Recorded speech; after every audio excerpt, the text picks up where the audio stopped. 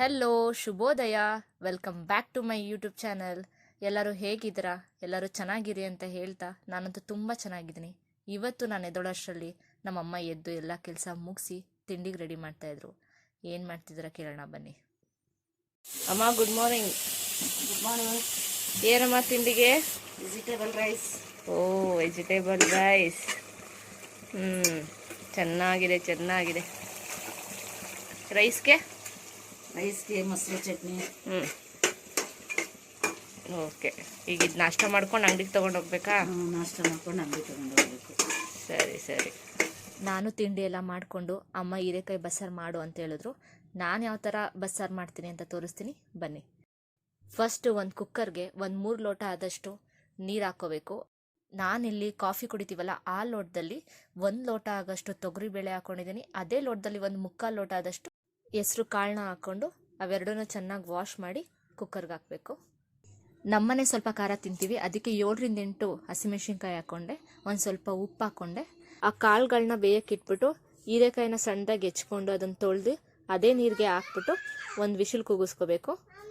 ಅದಾದಮೇಲೆ 2 ಈರುಳ್ಳಿ 2 ಬೆಳ್ಳುಳ್ಳಿನ ಕೆಂಡದಲ್ಲಿ ಸುಟ್ಕೋಬೇಕು. ಕೆಂಡ ಇಲ್ದಿರೋರು ಗ್ಯಾಸ್ ಮೇಲೆ ಕೂಡ ಎಣ್ಣೆ ಇಲ್ಲದೆ ಹಂಗೆ ಹುರ್ಕೋಬೋದು. ನಮ್ಮಮ್ಮ ಒಲೆ ಉರಿ ಹಾಕಿದ್ರು ಅಂತ ಕೆಂಡದಲ್ಲಿ ಸುಟ್ಕೊಂಡೆ. ಈಗ ಸುಟ್ಟಿರೋ ಈರುಳ್ಳಿ, ಬೆಳ್ಳುಳ್ಳಿ ಮತ್ತು ಬೇಯಿಸಿರೋ ಹಸಿಮೆಣ್ಸಿನ್ಕಾಯಿ, 1 ಟೇಬಲ್ ಸ್ಪೂನ್ ಜೀರಿಗೆ, 1 ಟೇಬಲ್ ಸ್ಪೂನು ಕಾಳುಮೆಣಸು ಮತ್ತು ಒಂದು ಚಿಕ್ಕ ಬಟ್ಲಷ್ಟು ಕಾಯಿ, ಹುಣಸೆಹಣ್ಣು, ಸಾಂಬಾರು ಸೊಪ್ಪು ಇಷ್ಟನ್ನು ಹಾಕಿ ಚೆನ್ನಾಗಿ ಪೇಸ್ಟ್ ಮಾಡ್ಕೊಳ್ಳಿ. ರುಬ್ಬಿರೋ ಮಸಾಲಾನ ನೀರು ಬಸ್ತಿರ್ತೀವಲ್ಲ, ಕಾಳು ಬಸ್ತಿರೋ ನೀರು ಅದಕ್ಕೆ ಹಾಕಿ ಮಸಾಲೆನ ತಿರುಗಿಸ್ಬಿಟ್ಟು ಅದನ್ನು ಕುದಿಯಕ್ಕೆ ಬಿಡಿ. ಸ್ವಲ್ಪ ಟೇಸ್ಟ್ ನೋಡಿ, ಏನಾದರೂ ಸಪ್ಪೆ ಏನಾದರೂ ಅನಿಸಿದ್ರೆ ಸ್ವಲ್ಪ ಉಪ್ಪು ಹಾಕಿ ಸಾಂಬಾರನ್ನ ಒಂದು ಕಡೆ ಕುದಿಯಕ್ಕೆ ಇಟ್ಬಿಡಿ.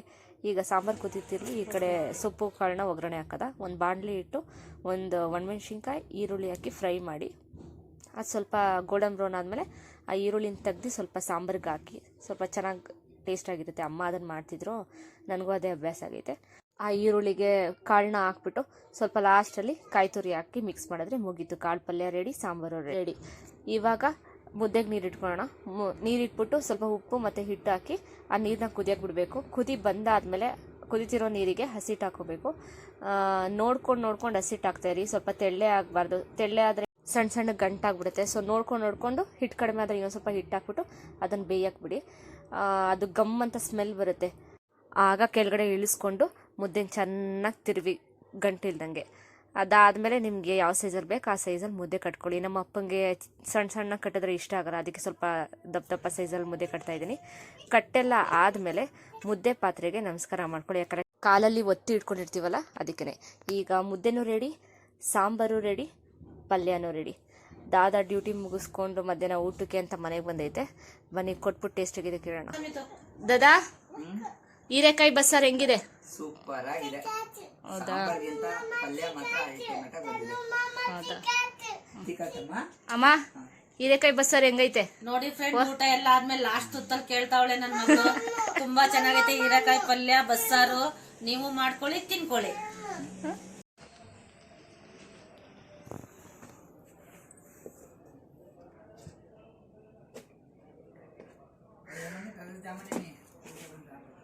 ಅದನ್ನ ಶೂ ಸಾಕ್ಸ್ ಹಾಕೊಂಡು ಹಾಕಿಂಗ್ ಹೋಗ್ತಾವನೆ, ಉಲ್ಟಾ ಹಾಕೊಂಡವನೆ. ಸಹಿ, ಯಾರ್ದದು ಶೂ? ಚಂದು ಮಾಮಂದ.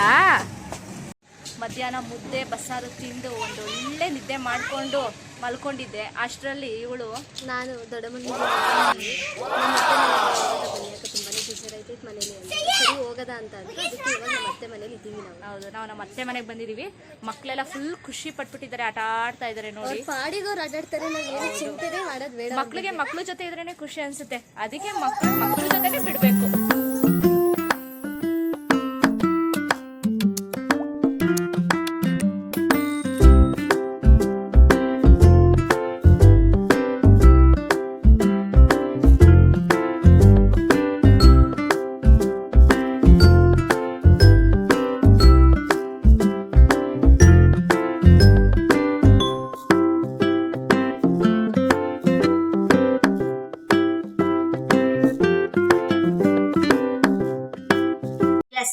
ಮನೆಯಿಂದ ಡೈರೆಕ್ಟ್ ಆಗಿ ವಿಶಾಲ್ ಮಾರ್ಟಿಗೆ ಹೋಗಿ ನಾನು ಅಮ್ಮ ಸ್ವಲ್ಪ ಶಾಪಿಂಗ್ ಇತ್ತು, ಇಬ್ರು ಶಾಪಿಂಗ್ ಮುಗಿಸ್ಕೊಂಡು ದಾದನ್ ಜೊತೆನೆ ರಿಟರ್ನ್ ಆದ್ವಿ. ಈಗ ತಾನೇ ಮನೆಗ್ ಬಂದಿದೀವಿ, ಇನ್ನೂ ಊಟ ಮಾಡಿ ಮಲ್ಕೋಬೇಕು.